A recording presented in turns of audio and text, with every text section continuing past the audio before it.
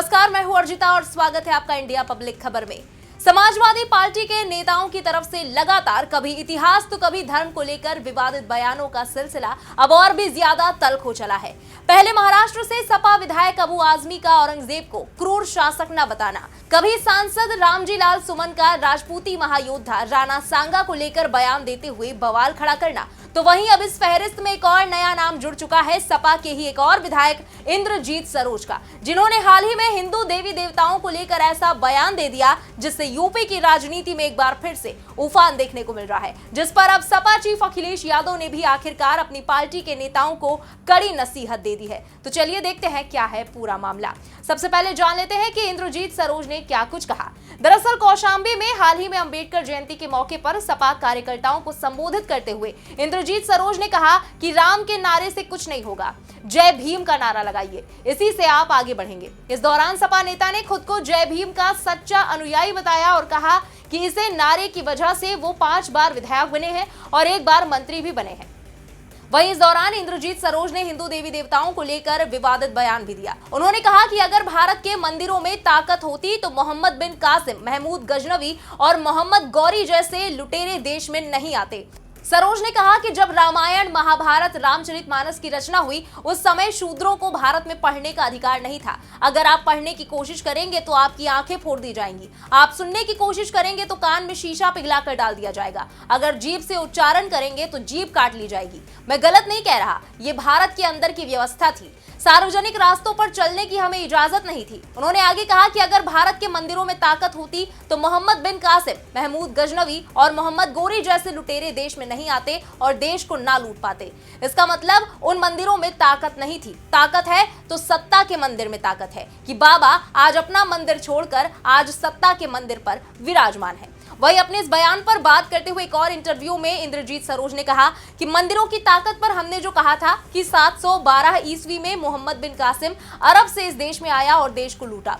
मोहम्मद गोरी इस देश को लूटने आया था तो इस देश के देवी देवता क्या करते रहे? उन्हें मुसलमानों को श्राप देना चाहिए था, वो राख हो जाते, मर जाते, अंधे हो जाते। इसका मतलब है कि कुछ कमी है और हमारे देवी देवता इतने शक्तिशाली नहीं है। हम पिछड़े वर्गों के लिए तो भगवान डॉक्टर अंबेडकर हैं, तो हम पीडीए के लोगों को डॉक्टर अंबेडकर को ही भगवान मानना चाहिए।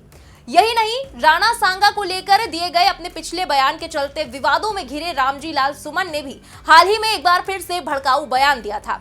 दरअसल आगरा में एक सभा को संबोधित करते हुए उन्होंने करनी सेना को चेतावनी दी और कहा कि 19 अप्रैल को पार्टी अध्यक्ष अखिलेश यादव आगरा आ रहे हैं, जिसके बाद लड़ाई का मैदान तैयार होगा और 2-2 हाथ होंगे। इस लड़ाई को कोई माई का लाल हरा नहीं सकता। यही नहीं, उन्होंने करनी सेना को फर्जी सेना भी कहा और पूछा कि अगर मुसलमान में बाबर का डीएनए है तो तुम्हारे अंदर किसका डीएनए है, ये भी बता दो। रामजी लाल सुमन ने कहा 19 अप्रैल को पार्टी अध्यक्ष अखिलेश यादव आगरा आ रहे हैं, जिसके बाद लड़ाई का मैदान तैयार होगा और 2-2 हाथ होंगे। इस लड़ाई को कोई माई का लाल नहीं हरा सकता। उन्होंने करनी सेना को फर्जी सेना बताते हुए आगे पूछा कि अगर मुसलमान में बाबर का डीएनए है तो तुम्हारे अंदर किसका डीएनए है, ये भी बता दो। ये लड़ाई हम लोगों की लड़ाई नहीं है, ये लड़ाई उन लोगों से है जिन लोगों ने अखिलेश यादव के मुख्यमंत्री ना रहने के बाद मकान को गंगाजल से धुलवाया। ये लड़ाई उनसे है जो हिंदुस्तान के मुसलमानों को बाबर की औलाद बताते हैं।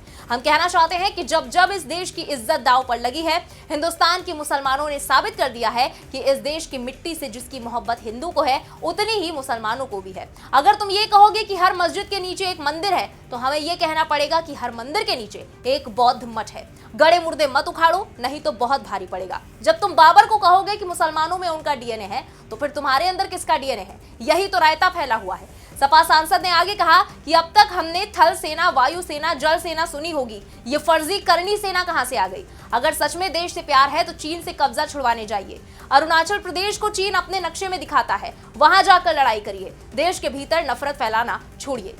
तो वहीं सपा नेताओं के इन बयानों के बाद बीजेपी एक बार फिर से जमकर फायर हुई है। इसी कड़ी में यूपी सरकार में मंत्री जयवीर सिंह ने कहा कि सच्चाई ये है कि इंद्रजीत सरोज हो या रामजी लाल सुमन, दोनों ही सपा के नेता हैं।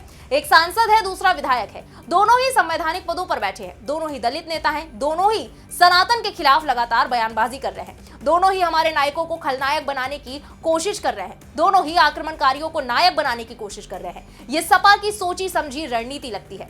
उन्होंने कहा कि चूंकि अखिलेश यादव को पता है कि वो सत्ता में नहीं आने वाले हैं, इसलिए वो हताशा में ये सब करने की कोशिश कर रहे हैं, वो तुष्टीकरण कर रहे हैं। अखिलेश यादव को डर है कि कांग्रेस अकेले चुनाव लड़ेगी, इसीलिए मुसलमान कांग्रेस को वोट दे सकते हैं। अखिलेश यादव के शासन को लोग भूले नहीं हैं, दलित समाज पर अत्याचार हुए थे वो भूले नहीं हैं। जिस दिन मुस्लिम समाज समझ जाएगा और धन्यवाद मोदी जी कहने लगेगा, और उन्होंने ऐसा कहना शुरू कर दिया है।